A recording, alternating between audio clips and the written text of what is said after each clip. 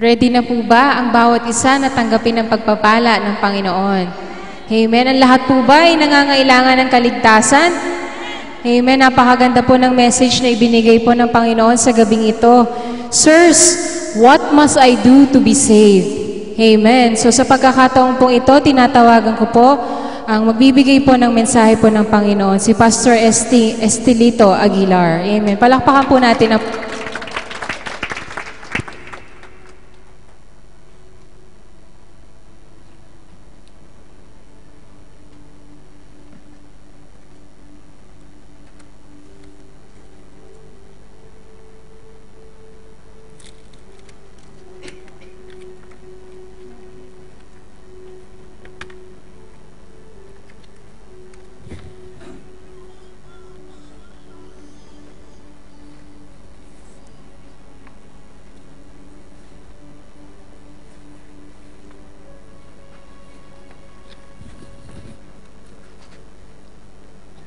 Amen.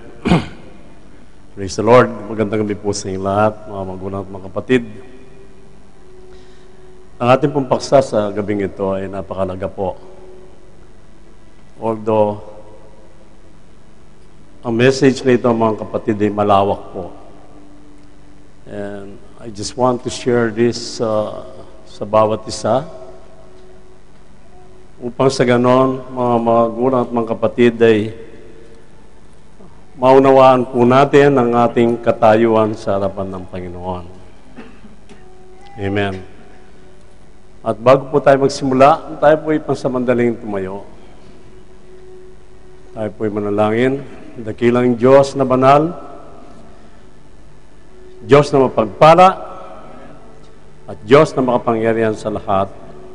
Patuloy po kaming nagpapasalamat sa mga oras na ito, sa buong maghapon, Panginoon, na patnubay mo sa bawat isa. At muli, kami po'y nasa harapan mo sa gabing ito, sa trono ng iyong biyaya. Kabagan mo po kami. Ipagkaloob mo, Panginoon, ang kalakasan at katatagan sa aming buhay, Panginoon. At sa gabing ito, kayo po ang aming dakilang guro. Gabayan mo po ang iyong alipin upang maipayag ko po na buong katotohanan ng iyong mga salita, sapagkat ang katotohanan siyang patuloy na nagpapalaya sa bawat isa sa amin. Sa pangalan mo lamang, Amang Diyos, in Jesus' mighty name we pray. Amen. Amen.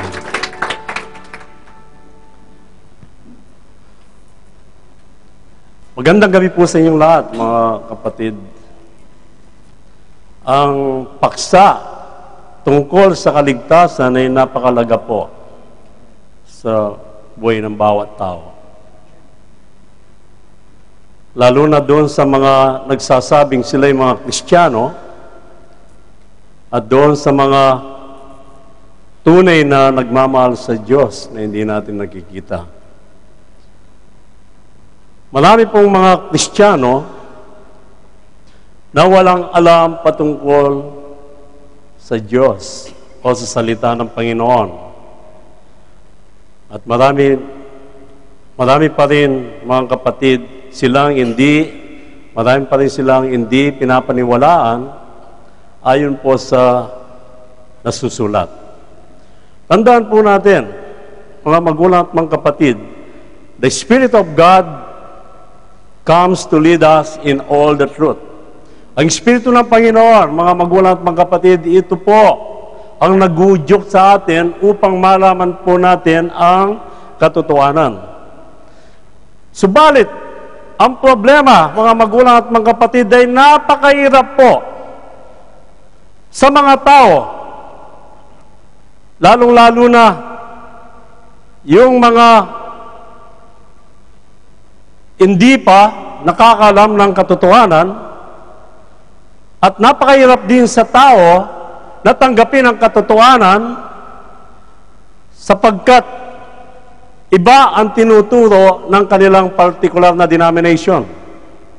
Kaya napakahirap po na tanggapin nila ang katotohanan, lalong-lalo na kung sila po ay walang alam sa salita ng Panginoon.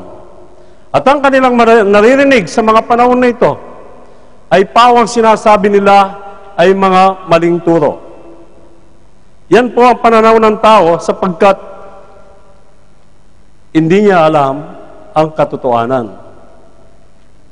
Katulad po ni Saul ng Tarsus, o ang kilala natin si Paul. Paul is one of the persecutors ng mga Kristiyano noong unang panahon, mga magulang at mga kapatid. But one day, he was able to encounter ang Diyos. Na-encounter niya ang ating Panginoong Jesucristo. Amen. And suddenly, Paul was dramatically transformed sapagkat na-encounter niya ang tunay na Diyos. And then later on, ano po yung sinabi ni Paul in the book of Acts chapter 24 verse 14? Ang sabi niya, "But this I confess unto thee, that after the way which they call heresy, so worship I the God of my fathers, believing all things which are written in the law and in the prophets." Amen. Bagamat si Paul, nagsiserve siya sa Panginoon, but hindi niya nakikilala ang tunay na Diyos until he encountered the Lord. Then later on, ipinahayag niya, sabi niya, "Ngunit ito ang pinapayag ko sa iyo, na ayon sa daan ng kanilang tinatawag na sekta, ay gayon ang paglilingkod ko sa Diyos ng aming mga magulang, na sinasampalatayanan ang lahat ng mga bagay na alinsulod sa kautusan at nasusulat sa mga propeta." Amen.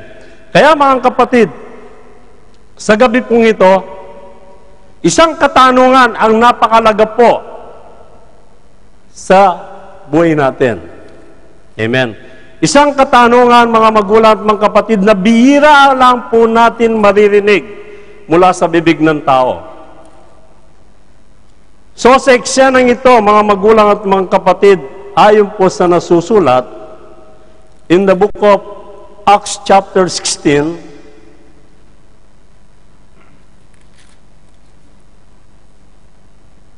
gusto ko lang pong basahin, mga magulang at mga kapatid, sa gabing ito, itong eksena na nangyari during that night. Sina Paul at si Silas, nung sila po'y nabilanggo, mag-aating gabi, mga magulang at mga kapatid, sila po'y nagsisipanalangin at umaawit ng himno para sa Panginoon. Then later on in Acts chapter 16 verse 26, at kaginsay nagkaroon ng isang malakas na lindol, anupat nangagsiuga ang mga patibayan ng bahay bilangguan, at pagdakay nangabuksan ang lahat ng mga pinto, at nangalakas ang mga gapos ng bawat isa. At ang tagapamaala palibas ay nagising sa pagkakatulog, at nang makitang bukas ang mga pinto ng bilangguan, ay binunot ang kanyang tabak at magpapakamatay sana sa pagkakalang nangakatakas ang mga bilanggo. Datapwat sumigaw si Pablo ng malakas na tinig na sinasabi, "Huwag mong saktan ang iyong sarili sapagkat nangaririto kaming lahat." At siya'y humingi ng mga ilaw at tumakbo sa loob, at nanginginig sa takot ay nagpatira pa sa harapan ni Pablo at ni Silas. At sila'y nilabas at sinabi, "Mga Ginoo, ano ang kinakailangan kong gawin upang maligtas?" Amen. "Sirs, what must I do to be saved?" Mga magulang at mga kapatid, isa pong napaka-importanteng tanong. Mga magulang at mga kapatid, ilang taon na po tayo naging Kristiyano? O ilang taon na po tayong sinasabi natin na tayo born again Christians?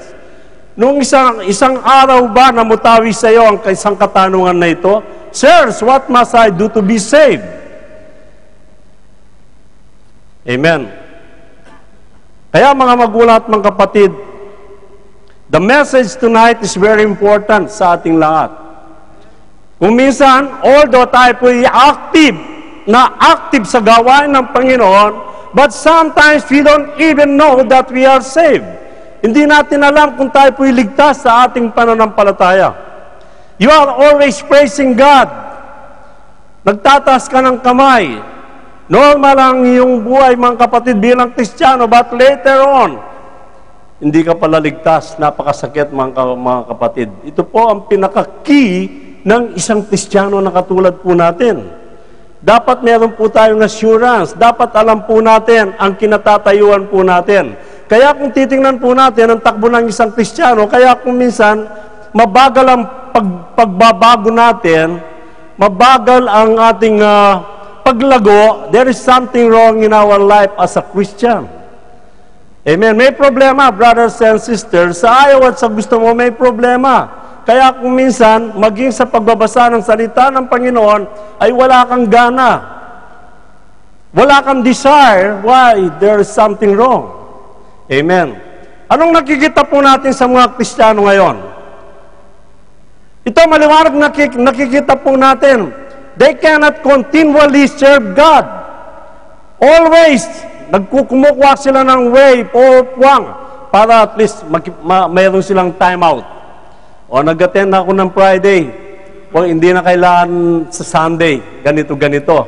Brothers and sisters, if you are serving the one true God, kung kilala mo talaga ang Diyos, brothers and sisters in Christ, tandaan mo ito, ang pag-serve sa Panginoon ay walang kapaguran.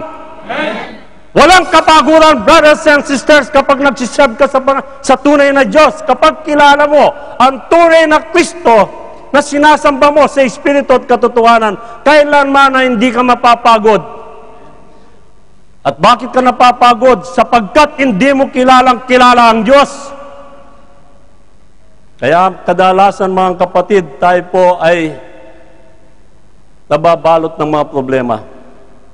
Kung minsan nagtatanong tayo, tinatanong pa natin ang Panginoon. Brothers and sisters, huwag mo nang tanungin ang Panginoon. Tanungin mo ang sarili mo. Amen. Ano ang salvation?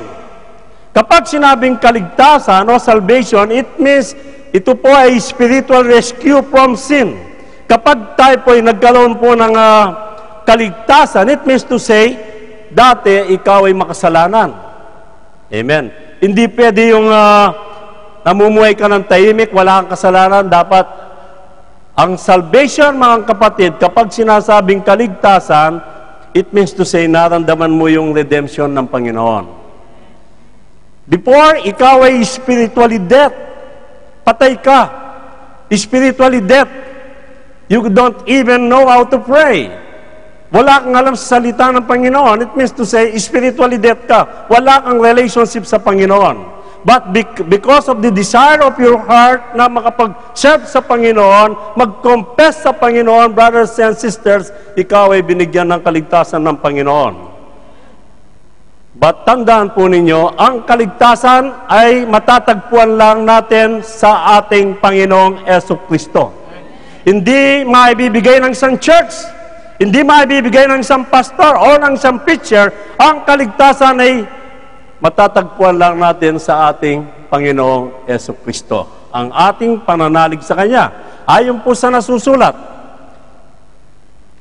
In the book of Acts chapter 2, verse 21, at mangyayari na ang sino mang tumatawag sa pangalan ng Panginoon ay maliligtas. Amen. I just want to emphasize, to explain clearly, mga magulang at mga kapatid, hindi naman yung basta tinawagan mo ang pangalan ng Panginoon ay maliligtas ka na. No, there are some condition. May kondisyon. Huwag po kayong maniwala sa mga turo na walang kondisyon. Sabi nila, that is unconditional. Walang kondisyon. Dahil maabag ang Panginoon, punong-puno ng biyaya, mali po yan. Meron pong kondisyon kung paano po tayo maliligtas. Amen. Another verse, Acts chapter 4, verse 12, at sa kanino mang iba ay walang kaligtasan, sapagkat walang ibang pangalan sa silong ng langit na ibinigay sa mga tao na sukat nating ikaligtas. Sino ang pangalan na yan? Yan po ang pangalan ng ating Panginoong Jesucristo. Amen. Amen. Sirs, what must I do in order to be saved? Next verse, ang sabi dito, at kanilang sinabi, manampalataya ka sa Panginoong Yesus at maliligtas ka, ikaw at ang iyong sambahayan. Amen.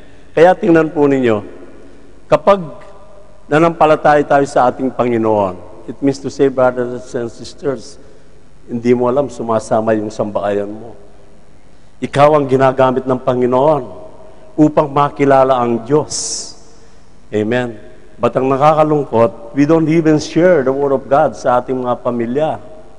Katulad po kanina, merong kasama yung kapatid natin, 3. Ano po?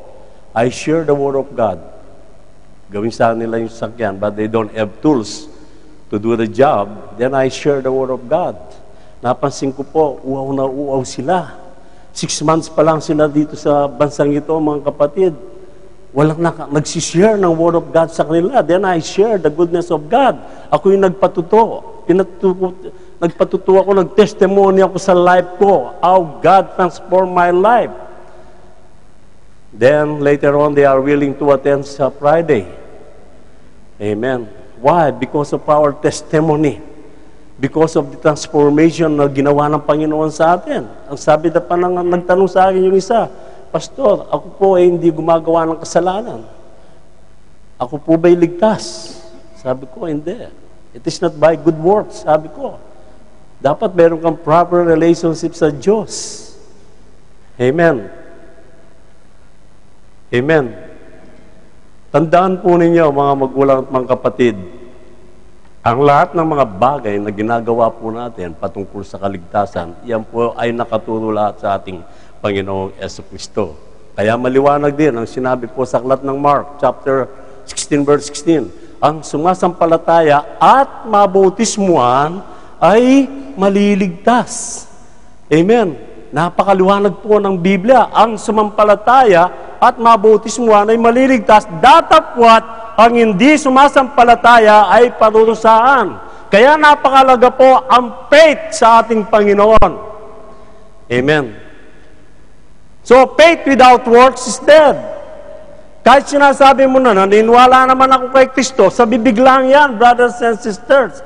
Ipakita mo ang paniniwala mo by means of works, sa gawa. So, faith without works is dead. Ang sabi po ng Biblia. Amen. Ngayon, ang tanong, lahat ba ng tumatawag sa pangalan ng Panginoon ay maliligtas? Hindi po. Kaya sabi ko kanina, may kondisyon. Amen. Huwag po kayong maniwala sa mga ibang churches. Ang sabi nila, tanggapin mo lang si Kristo. Ikaw ay ligtas na. Kahit magbabae ka pa, magnakaw ka, ligtas ka na. For what reason? Sabi ko sa isang pastor, by the grace of God, mali ka, sabi ko. Kung tinanggap ko lang, bakit pa ako mangangaral? Bakit pa ako magpapakapagod? Kaya marami pong mga angal na pastor sa mga panahon na ito, dinadaya ang tao, brothers and sisters. Kaya napakahirap kapag hindi ka nagbabasa ng Bible. Kaya kami po, ini-encourage namin kayong lahat na magbasa ng Bible, magsaliksik po kayo para malaman ninyo ang katotohanan. Amen. Dito nakasalalay ang kaligtasan mo, brothers and sisters. No one can save you except Jesus Christ. Hindi ko kayo ma-save. Hindi ka mailigtas ng magulang mo. Hindi ka mailigtas kahit mayroon kang 10 pastor na kapatid. Hindi ka nila maliligtas, brothers and sisters. Maniwala po kayo, mga kapatid. Pati yung pag namatay ka na, wala nang panalangin na pwede pang granted para lang lilipat ka doon sa heaven. Di katulad ng mga turo nila, mga magulang at mga kapatid, kapag namatay ka daw, nandun ka sa purgatorio, after 40 days, matatransfer ka doon through prayers. Karangalan po yan. Wala po sa Biblia yan, brothers and sisters. Kung makasalanan ka, pag namatay ka, tuloy-tuloy ka sa impyerno. Amen. Lahat ba ng tumatawag sa pangalan ng Panginoon ay maliligtas? Ano po ang sabi ng aklat ng Mateo? In the book of Matthew chapter 7, from 21 to 23, hindi ang bawat nagsasabi sa akin, Panginoon, Panginoon, ay papasok sa kaharian ng langit. Sino ba yung pwedeng pumasok? Kundi ang gumaganap ng kalooban ng aking Ama na nasa langit. Amen. Yun lang sumusunod sa will ng Panginoon. Ang will ng Panginoon, ang Sunday na ito, it is a holiday, dapat nandiyan ka. At ba, dahil may live stream, nandiyan ka ngayon. Ayaw mo, tamad ka. Ayaw mo magpag-fellowship. And that is the will of God. Hindi ka pagbabawalan ng Panginoon. Amen po ba? Brothers and sisters, masakit ang salita ng Panginoon. Tapatan po tayo. Ayaw kong makipaglaro. Kapag mali tayo, sasabihin natin ng mali, brothers and sisters. Sa ikabubuti po natin ito. Sa ikabubuti natin, brothers and sisters. Ayaw namin kayong mapahamak. Amen. Kundi ang gumaganap ng kalooban ng aking Ama na nasa langit. Marami ang magsasabi sa akin sa araw na iyon, Panginoon, Panginoon, hindi ba nagsipang-ula kami ng iyong pangalan? Yan ang sasabihin na maririnig ng Panginoon. At sa pangalan mo ay nagpalayas kami ng mga demonyo, at sa pangalan mo ay nagsigawa kami ng maraming gawang makapangyarihan. Ito ang isisigaw ng marami, brothers and sisters. Amen. But later on, anong sasabihin ng Panginoon? Next verse. At kung magkagayoy, ipapayag ko sa kanila, ang sabi ng Panginoon, kailan may hindi ko kayo nakikilala. Magsilayo kayo sa akin, kayong manggagawa ng katampalasaran. Yan po yung mga preacher na nandadaya, dinidisibang kapwa-tao. Amen. Masakit ano po? Sasabihin ng Panginoon sa iyo, kailanman, hindi ko kayo nakikilala. Amen. Kaya hindi po natin pwedeng paglaruan ng salita ng Panginoon. Hindi natin, kung hindi ka nagbabago, brothers and sisters, problema mo na yan. Dapat magbago ka. Sumunod tayo sa will ng Panginoon. Yan ang utos ng Diyos. Huwag tayong maging disobedience. Kung ano ang dapat gawin, kung ano ang nararapat gawin, brothers and sisters, we have to do it. For the sake of God. What is the use of being here tonight kung tayo po'y nagbubulaan lamang? Walang saysay. Amen. Kaya may panawagan po si Apostol Santiago. Ano ang panawagan niya sa mga Kristiyano sa mga panahon na ito? Ang sabi po ni James chapter 1 from verses 22 to 24, datapot maging tagatupad kayo ng salita. Amen. Maliwanag po yan. Dapat tagatupad tayo ng salita ng Panginoon. At huwag tagapakinig lamang. Amen. Amen. Na inyong dinadaya ang inyong sarili. Kaya kapag tagapakinig ka lamang, mga kapatid, yung lang ginagawa mo, it means to say, you are deceiving yourself. Dinadaya mo lang ang sarili mo. Amen. Dinadaya mo lang. Nagpapakapagod ka lang. Mabuti pang mag-stick ka na lang sa kapuso o sa kapamilya. Doon ka na lang. Kung hindi mo rin magagampanan ang will ng Panginoon. Sapagkat kung ang sino man ay tagapakinig ng salita at hindi tagatupad, ay katulad ng, katulad siya ng isang tao na tinitingnan ang kanyang talagang mukha sa salamin. Amen. Katulad mo raw yung umarap ka sa salamin, may dumi ka, hindi mo maninalis, tapos umalis ka na. Yan ang katulad mo. Tagapakinig ka lang. Amen. Maliwanag po ba? Sapagkat minamasdan niya ang kanyang sarili at siya'y umaalis at pagdakay kanyang nalilimutan kung ano siya. Maliwanag po, mga kapatid. Sana wag po tayong maging tagapakinig lamang. We must be doers of the Word of God. Yan po ang paulit-ulit namin sinisigaw sa pulpitong ito, mga kapatid. Mag-share po tayo. Ibuka natin ang ating bibig. Huwag natin palampasin ang mga pagkakataon na ibinibigay po ng Diyos. Amen. Kung hindi mo kayang gawin, kung hindi natin kayang gawin, mga kapatid, ipahayag ang kabutihan ng Panginoon sa labas, kahit man lang dito sa loob ng kwartong ito. Kapag may nakita kang bisita, lapitan mo siya. At least, nagagawa mo yung part mo. Amen. Imagine yung mga tatlong yon, 6 months na.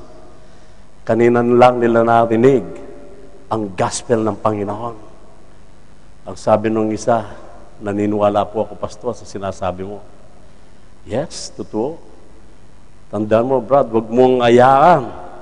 Pag nasa kagipitan ka, doon ka lang tatawag sa Panginoon, I think you will not, hindi ka papansinin ng Diyos. Hanggat may pagkakataon ka, gawin mo na. Amen. Tandaan po natin, hindi natin kayang tulungan ang sarili natin. Amen. Nakikita po ba natin ang sarili natin ngayon? Mga kapatid, nung wala ang kaligtasan sa atin, tandaan mo ito. Tandaan po nating lahat, mga kapatid. Kahit tayo born again na sinasabi natin, dapat araw-araw binabantayan natin ang sarili natin. Binabantayan po natin. Sapagkat ang sabi ni Paul, we are going into perfection. Every day, pine-perfect tayo ng Panginoon. Ngayon, kung hindi ka aware sa ginagawa mo, you will become perfect. Dapat maging aware po tayo. Ay, hindi maganda yan. Hindi maganda itong ginagawa ko. Dapat alisin ko ito. So, you are going into perfection. Amen. So, nung tayo po ay walang kaligtasan, walang katiyakan ng kaligtasan sa atin, anong sitwasyon po natin? Brothers and sisters, tayo po ay alipin ng kasalanan. 100% tayo po ay alipin ng kasalanan kapag hindi natin alam kung tayo ligtas. Amen. Anong sabi po ng Biblia? In Romans 6:17, datapwat salamat sa Diyos. Bagamat kayo'y naging mga alipin ng kasalanan, kayo'y naging mga matalimain sa puso doon sa uri ng aral na pinagbigyan sa inyo. Amen. Mapalad po tayo. Amen. Because of the gospel of Christ, brothers and sisters, nakita natin na tayo isang makasalanan. Nakita natin tayo pala ay alipin ng kasalanan, kaya wala tayong ginagawang mabuti.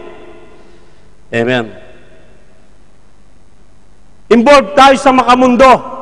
Kapag hindi tayo na-involve sa kamunduan, within a week, wala tayong kaganagana sa ating sarili. Kaya hindi tayo makapag-concentrate sa gawain ng Panginoon.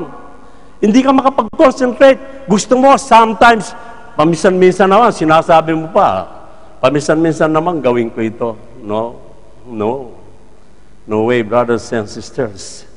Amen. Alam mo ba na ikaw under the control of Satan? Alam mo ba yan, brothers and sisters? Araw-araw, binabantayan ka ni Satanas. Baging sa pagtulog mo. Kung ano-anong tinatanim sa pagtulog mo, binibigyan ka ng mga panaginip na masama. Because you are under the control of Satan.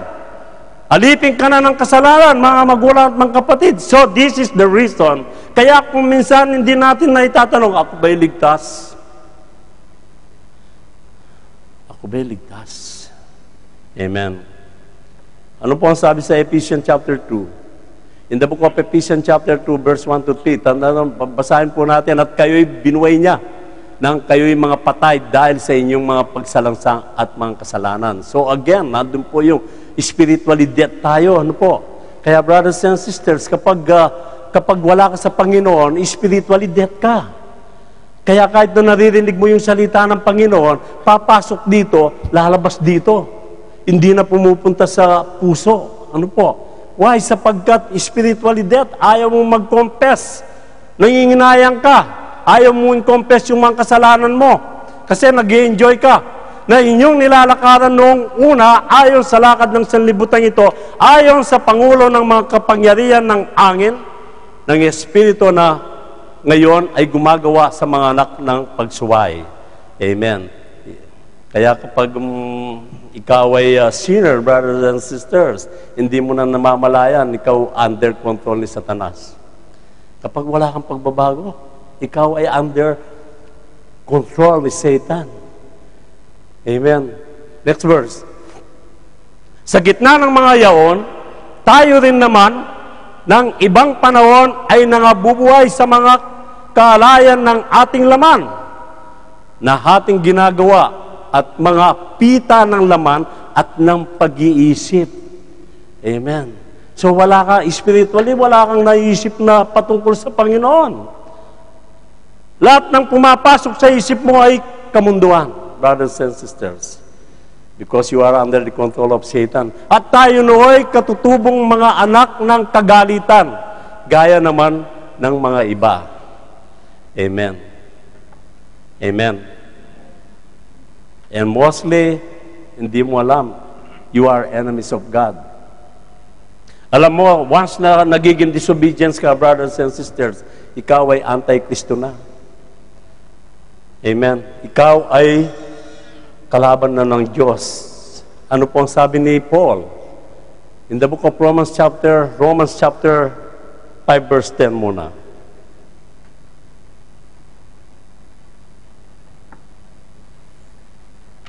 Romans 5 verse 10, sapagkat kung noong tayo mga kaaway, ay pinakipagkasundo tayo sa Diyos sa pamagitan ng kamatayan ng kanyang anak, lubapang ngayon,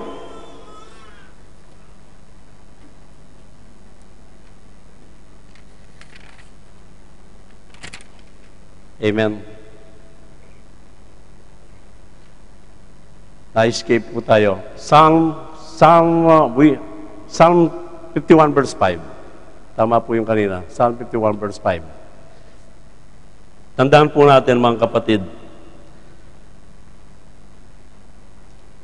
Nung sinilang po tayo po yung makasalanan na.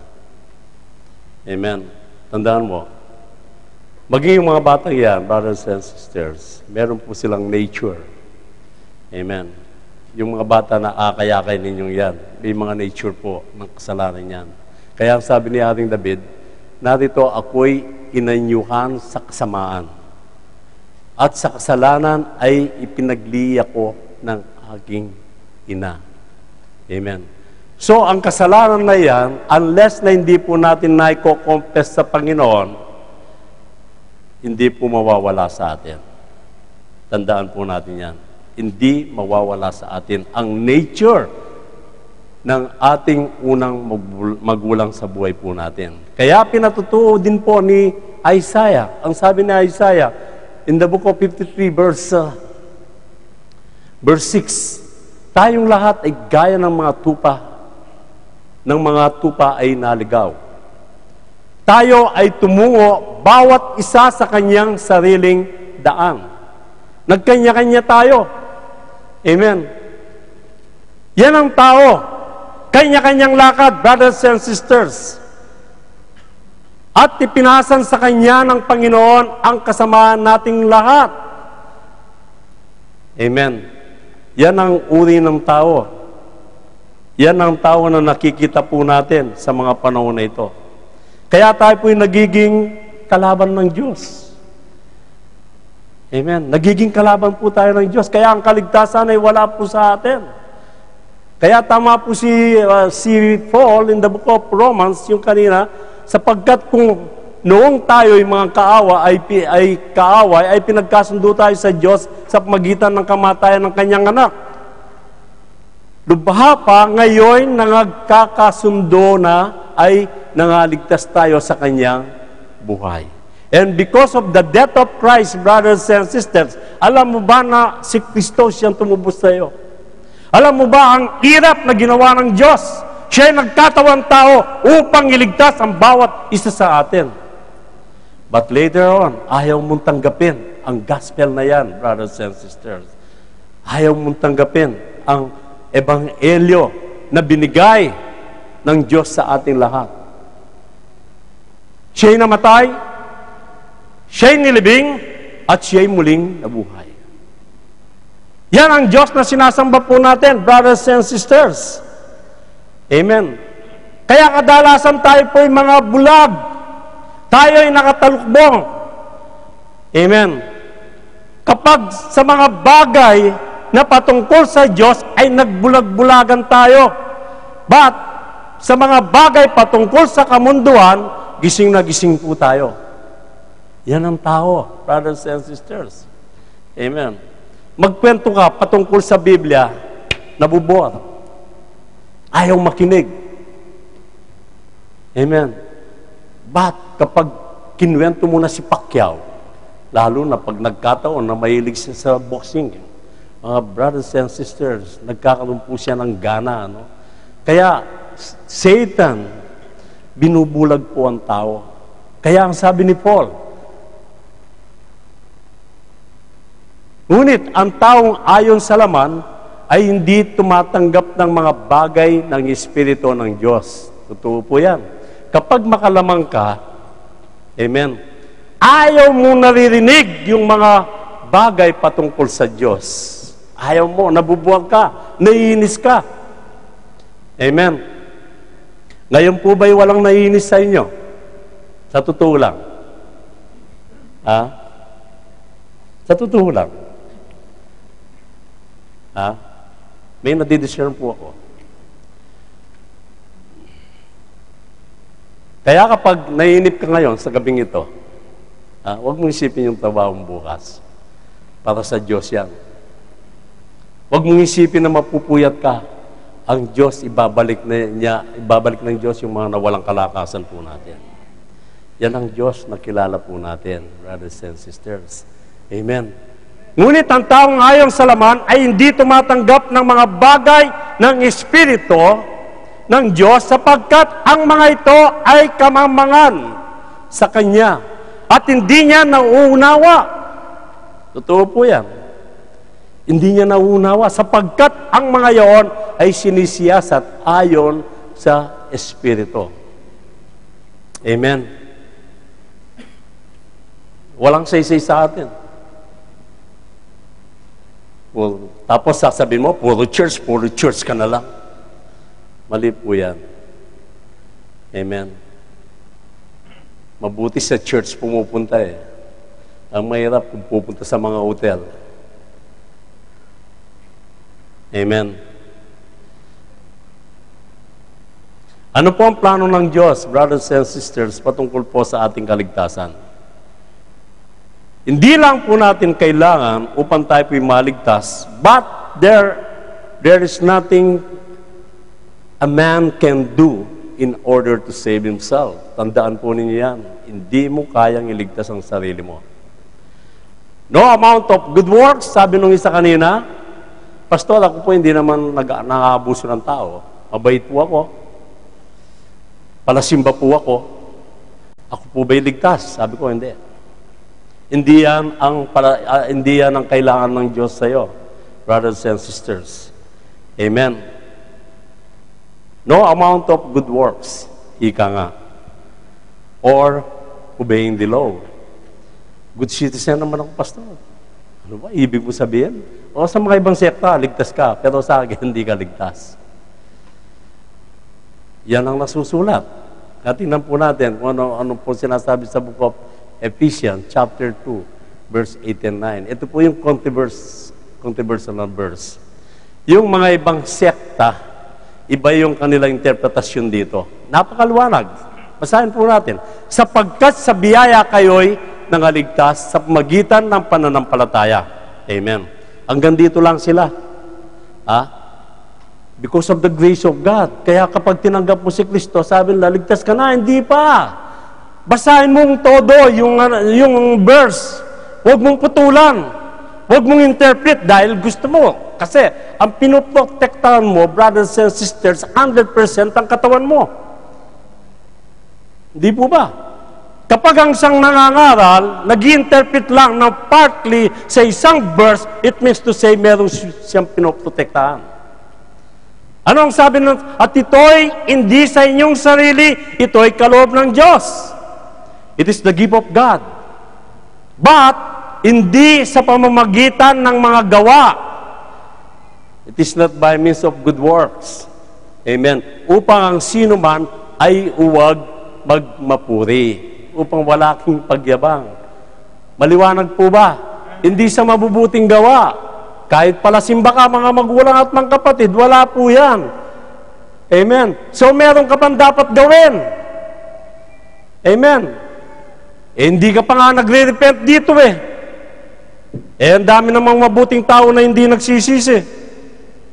Ang dami naman tao na hindi umaabuso sa kapwa nila. Palasimba pa yan, mga brothers and sisters. Ba't nakababad pa sila sa kasalanan? Amen. So, una, by grace, sa biyaya ng Panginoon, kaya po tayo naligtas. Amen. And remember, salvation is a free gift from God. Hindi po natin pinagpaguran yan. Yan po ay binigay ng Diyos sa atin. Amen. In what reason? Bakit binigay ng Diyos? By means of His death, burial, and resurrection. Yung pagkamatay niya doon sa krus ng Kalbaryo, sa magitan ng kanyang pagkamatay, pagkalibing, at pagkamuling nabuhay. Yan po. Kaya ito po ay naging free gift sa atin lahat. Amen. Tinubos niya ang iyong kasalanan. Ngayon, anong dapat mong gawin? Brothers and sisters. Amen. In the book of Romans, sapagkat ang kabayaran ng kasalanan ay kamatayan, datapwat ang kaloob na walang bayad ng Diyos ay buhay na walang hanggan. Sa magitan ng ating Panginoong Jesucristo. Amen. Amen.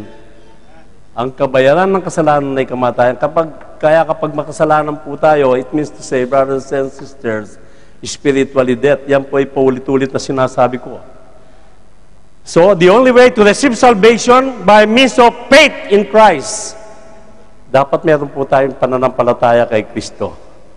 Amen. In what way? Alam po ninyo, pinagpawalang sala tayo ng Panginoon sa kanyang kabutihan. Ano po? Kaya pinaliwanag po na maayos ni Paul yan. Si Paul naranasan niya. Before Paul, persecutor po siya ng mga Kristiyano. Kahit sa Syria, sa Damascus, inaabol niya yung mga Kristiyano para ipakulong, ipapatay. Kahit alam niya ang batas ng Panginoon, but the true God, hindi pa niya nakikilala. So when he encountered Jesus Christ in the road of Damascus, nagkaroon po ng transformation. Kaya anong patutuo po ni Paul in the book of Romans? Next verse, Romans 3, chapter 25 to 28, na siyang inilagay ng Diyos na maging pangpalubag loob, propitiation. Ito po'y napag-aralan po natin. I remember, nung pinaliwanag po sa inyo ni Brother Irby, sa magitan ng pananampalataya, by means of our faith, sa kanyang dugo, upang maipakilala ang kanyang katwiran dahil sa hindi pagpansin sa mga kasalanan na nagawa ng nagdaang panahon sa pagpapainuod ng Diyos. Sa pagpapakilala ay aking sinasabi na kanyang katwiran sa panahong kasalukuyan upang siya'y maging ganap at taga-aring ganap na may pananampalataya kay Kristo. Amen. We are justified by faith. So, ang faith ay napakalaga po sa atin. Again, in next verse, kaya nga saan naroon ang pagmamapuri? Amen. Kaya wala po tayong pwedeng pagmalaki, brothers and sisters. Tandaan mo, ikaw ay maruming basaan lamang sa harapan ng Diyos. Wala tayong dapat ipagmalaki sa Diyos, brothers and sisters. Ito'y iniwalay na sa pamagitan ng anong kautusan? Ng mga gawa? Hindi. It is not by good works. Hindi, kundi sa pamagitan ng kautusan ng pananampalataya. Amen. By means of our faith. Amen. Alam po ninyo, ang faith siyang nagdadala sa atin. Ang faith. Kaya sabi ng Biblia, faith can move mountains. Huwag mong sabihin yung mga bundok na yan. Hindi po. Yan ang mga problema na dala-dala po natin. Amen. Kaya nga, may pasya natin na tao ay inaaring ganap sa pananampalataya na iwalay sa mga gawa ng kautusan. Wala na po sa deeds of the law, ano po. Kaya yung faith ay napaka-importante po sa atin lahat. Amen. Although salvation was a free gift from God, but grace and faith hindi po nawawala yan. Amen. So the only way to receive salvation is to have faith in Jesus Christ of His sacrifice. Amen. So we must possess the true faith. Ano po yung true faith? Alam po ninyo, maraming klaseng pananampalataya. Amen. Amen po ba? Ang true faith, yung tunay na pananampalataya, yun po ang inaanap ng Diyos sa atin. Kapag meron tayong true faith na tinatawag, we must have the true confidence in God. At alam natin yung assurance na binigay ng Panginoon sa atin. Then you can prove that you are saved. Amen. You can prove that you are saved. Kaya ang sabi po, sa Book of Hebrews, ang sabi po dito, ngayon, ang pananampalataya ay siyang kapanatagan sa mga bagay na inihintay. Ang katunayan ng mga bagay na hindi nakikita. Amen. Hindi po yung to see is to believe. To believe is to see. Hindi po ganon ang ibig sabihin. Maniwala ka sa Diyos na hindi mo nakikita. Maniwala ka sa mga bagay na binibigay ng Diyos. Kapag nananalain ka, maniwala ka na tinanggap mo na ito. Kahit wala pa sa kamay mo, yan po ang faith na sinasabi. But the worst thing sa isang Kristiyano, lagi tayong nagwo-worried. Ay baka hindi bibigyan ng Panginoon. Pinangungunaan natin siya. At kung minsan, maging sa mga prayers po natin, tayo mismo ang tumutugon at hindi ang Diyos. Kadalasan yan po nangyayari. Kaya ang faith ay hindi real. Amen. Remember, kapag meron tayong faith, brothers and sisters, you must confess. Ang sabi po ng Biblia, next verse, sapagkat kung ipaahayag mo ng iyong bibig si Jesus na Panginoon at sasampalataya ka sa iyong puso na binuhay siyang maguli ng Diyos sa mga patay, ay maliligtas ka. Amen. So nakikita po ba natin ang mga kondisyon ng Panginoon? So maraming kondisyon ng Panginoon. Amen. Maraming kondisyon ng Panginoon, brothers and sisters. It is not only by good works. Amen. So salvation is conditional. May kondisyon ng Panginoon. Kaya ang sabi sa John chapter 3 verse 16, for God so loved the world, He gave His only begotten Son. Whosoever believe in Him shall not perish, but have everlasting life. Whosoever believe in Him. So that is condition. Amen. Napakabuti po ng Diyos, mga magulang at mga kapatid. Amen. Dapat i-confess mo sa Panginoon at maniwala sa pagitan ng iyong puso. Maniwala ka. Amen. Ipahayag ang iyong kasalanan na si Kristo, siya ay Diyos. Amen. Then last, ito po, repentance.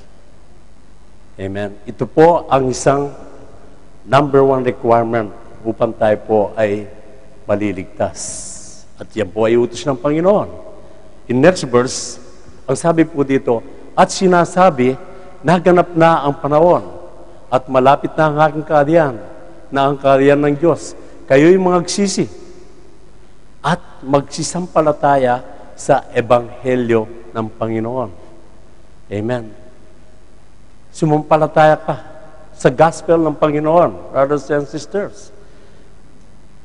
Amen. Kaya anong ipinahayag ni Peter? Nung siya po inapuspos ng Santong Espiritu, anong sabi ni Peter?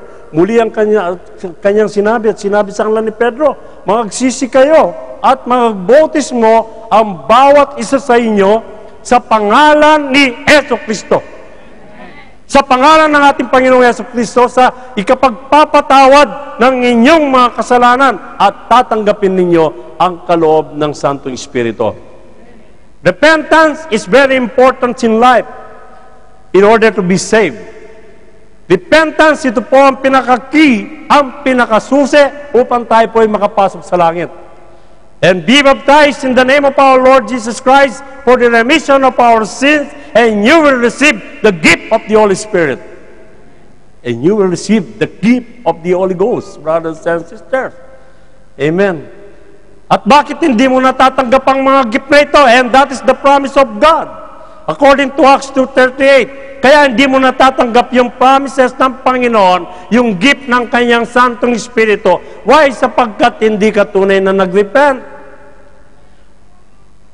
Nagpabautismo ka, na parang nilinis mo lang, naligo ka lang. Nothing happened sa ginawa mo. Kaya, ang nangyari, brothers and sisters, walang pagbabago. Samantalang ang sabi po ng Biblia, in the book of 2 Corinthians chapter 5 verse 17, kaya't kung ang sino man ay naka kay Kristo, siya'y bagong nilalang. Kaya kapag tayo po'y nabautismuhan na, nagsisi na, ipinahayag natin ang ating kasalanan sa pamagitan ng ating mga labi. Tayo'y nagpabautismo sa pangalan ng ating Panginoong Jesucristo, mga kapatid, tayo'y bagong nilalang na. At ang mga dating bagay ay nagsilipas na. Narito, sila'y pawang naging mga bago. Wala na po yung lumang gawa. Wala na. Sapagkat binigay na po natin, sinuko na natin lahat sa Panginoon. Amen. Kaya kapag ang tao, brothers and sisters, di po ba ninyo napapansin? Kaya ang tao kapag may pagbabago, nakikita po natin, doon pa lang mag-produce ng good works. Amen. I don't believe na kahit sinasabi mo na hindi ka nang-aabuso, mabait ka, brothers and sisters, good works yan. But sometimes, hindi ako naniniwala. Ang good works na yan, mismo ang nagpo-produce niyan, ang ating mga gawa. Amen. Ano po ang sabi ni James? Ang sabi dito, James 2:14, anong pakikinabangin, mga kapatid ko? Kung sinasabi ng sino man na siya'y may pananampalataya, ngunit walang mga gawa, makapagliligtas baga sa kanya ang pananampalatayang yan? Yan po ang tanong ni Paul, ay ni Apostle James. Amen. Kung may faith ka, hindi naman nagpo-produce ng good works, it is useless. Faith without works is dead. Amen. So, ano po ang resulta ng true faith? Patapos na po tayo. Ano pong resulta ng tunay na pananampalataya, brothers and sisters? Ano po ang sabi sa aklat ng Mateo? Kaya't sa kanilang mga bunga ay makikilala ninyo sila. By their fruits you will know them. Amen. Ito po yung mga nagsisisi. Amen. Ito po yung may humility. Kahit pagsabihan ka, tahimik ka lang. No comment. Ito yung mga tao na nagbabago. Ito po yung produkto ng repentance. Ito po yung mga produkto na ginagawa po natin pagsunod natin sa Ebanghelyo ng Panginoon. Amen. Kaya ang sabi po ng Panginoon, dito po sa last verse, Hebrews 11 verse 2, kinalugdan ng Diyos ang mga tao nung una. Why? Dahil sa kanilang pananampalataya sa Kanya. Amen. Ibig mo sabihin ngayon, hindi kinalulugdan ng Diyos. Ang mga tao sa mga panahon na ito, kinalulugdan din ng Panginoon. brothers and sisters, kung sumunod ka sa kanyang mga utos. Amen. Kaya yung mga Kristiyano na nagkakaroon ng power of change o power to change, brothers and sisters, are those who truly repented. Amen. Yung tunay na nagsisi ng kanilang mga kasalanan.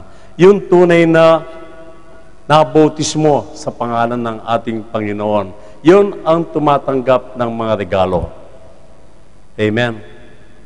Kaya kung minsan, hindi natin nabubuksan yung regalo na yan. Kaya kapag walang pagbabago, it means to say, brothers and sisters, hindi mo nabubuksan yung regalo. Kaya, kadalasan, hindi mo alam kung ligtas ka. Amen. So, maliwanag po, brothers and sisters. Ngayon, masasabi natin, sirs, what must I do to be saved? At least alam na po natin. At least you can prove that you are be saved. Ang kaligtasan po ay 3 bagay. Ngayon, pwede kong sabihin na ligtas ako sapagkat hindi ako gumawang kasalanan. Amen. Kahapon, pwede kong sabihin na ligtas ako kahapon sapagkat walang nangyari sa akin, wala akong inabusong tao, nanalangin ako, sinunod ko ang salita ng Panginoon. Amen. So, 3 uri. Past, present, and future. So, itong future na salvation po natin, ito yung inaarap. Amen. Ito po yung judgment na ibibigay ng Panginoon sa atin. Doon tayo mahusga sa ating ginawa sa mundong ito. Kaya ang sabi po ng Biblia,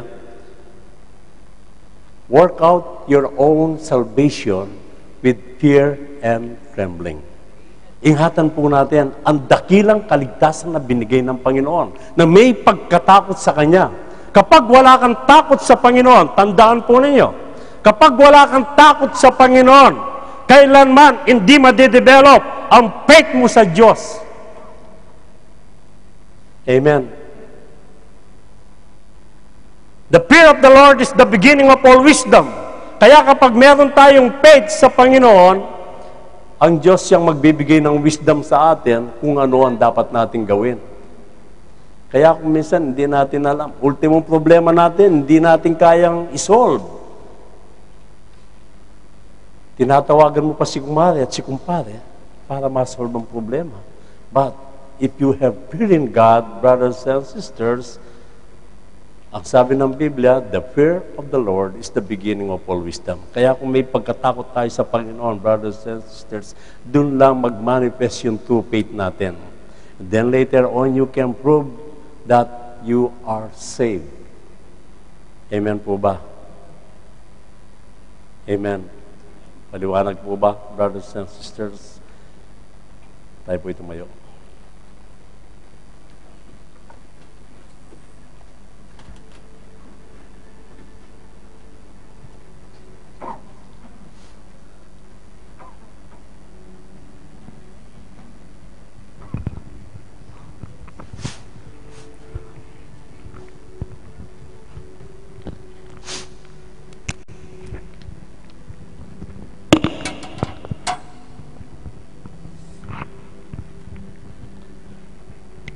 Amen.